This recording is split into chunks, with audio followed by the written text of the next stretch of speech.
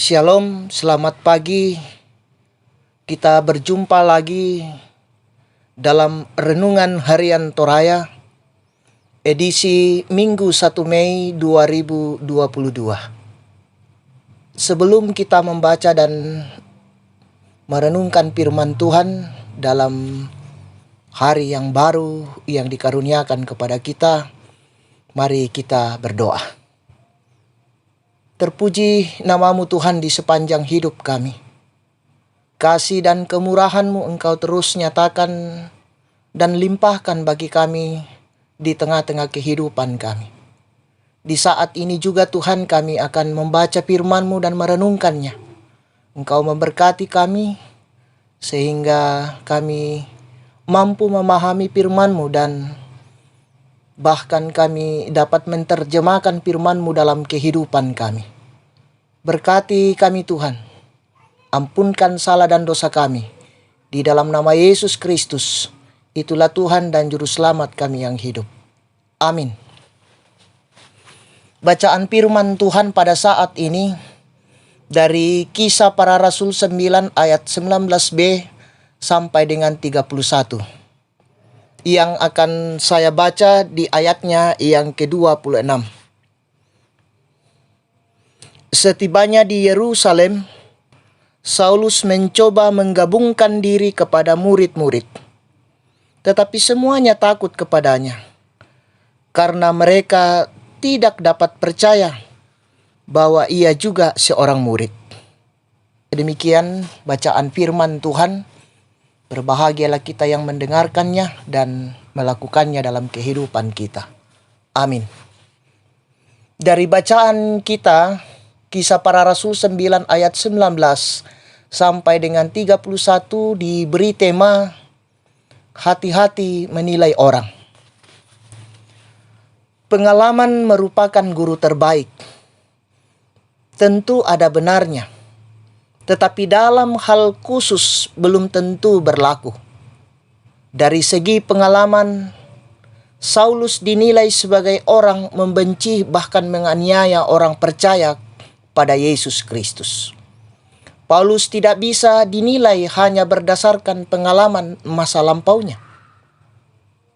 Nah, saudara-saudara yang sama-sama dikasih oleh Tuhan, setelah pertobatannya di Damsyik, Saulus masih dicurigai dan dibenci. Saulus memberitakan Yesus adalah anak Allah. Akhirnya ia diterima anggota persekutuan dan merekalah yang menyelamatkan Paulus. Juga di Yerusalem, Saulus dicurigai bahkan ditakuti jemaat karena pengalaman mereka pada masa lampau. Orang Yahudi bermaksud membunuh Saulus. Namun warga jemaat berhasil membawa beliau keluar dari Yerusalem menuju Kaisera, menuju Tarsus. Perjalanan Saulus yang penuh ketegangan lebih disebabkan oleh penilaian orang tentang masa lampaunya.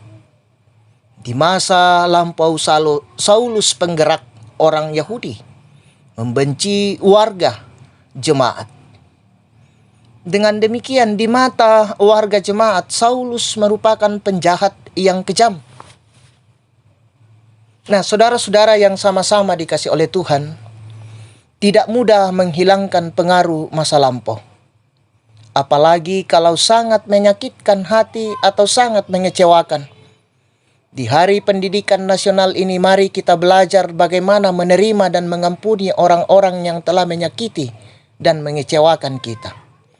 Rupanya perlu belajar bersama melalui proses saling mengakui kesalahan masa lampau dan belajar saling menerima sebagai makhluk sosial yang saling membutuhkan. Dan di atas semuanya itu sebagai anak-anak Tuhan, kita percaya Roh Kudus terus menopang dan membimbing kita. Amin firman Tuhan. Mari kita berdoa. Ya Tuhan, kami bersyukur kepadamu pada saat ini. Engkau memberikan waktu bagi kami sejenak untuk mendengarkan firman-Mu. Mampukan kami Tuhan untuk mewujudkannya di dalam kehidupan kami. Allah Bapa di dalam sorga, kami mendoakan ya Tuhan kehidupan kami hari ini. Engkau menyertai kami, mendekap kami dengan kasih-Mu sehingga kehidupan kami hari ini, kami dapat melakukan berbagai tanggung jawab rencana hidup kami. Dan biarlah semuanya itu Tuhan kami dimampukan untuk menyelesaikannya. Dan kami pun terus menyerahkan hidup ini hanya ke dalam tangan pengasihan-Mu. Allah Bapa di dalam sorga, kami mendoakan ya Tuhan kehidupan saudara-saudara kami yang berada di dalam pergumulan. Engkau hadir menyatakan kasih-Mu Tuhan. Engkau memberikan kekuatan kepada mereka dan hikmat sehingga mereka dimampukan untuk keluar dari setiap pergumulan yang mereka hadapi dalam hidup yang Engkau karuniakan kepadanya. Allah Bapa dalam sorga, seluruh kehidupan kami Tuhan, kami pertaruhkan ke dalam tangan pengasihan-Mu. Engkau bersama-sama dengan kami dalam hidup hari ini. Biarlah Tuhan kami sungguh dapat menyatakan kehidupan ini sesuai dan seturut dengan kehendak-Mu. Dan hidup hari ini yang kami lakukan adalah hidup yang penuh dengan kebahagiaan dan sukacita. Allah Bapa dalam sorga, ampunkan salah dan dosa kami, sempurnakan doa kami yang kami bawa di dalam anak-Mu Yesus Kristus. Itulah Tuhan dan Juru Selamat kami yang hidup. Amin.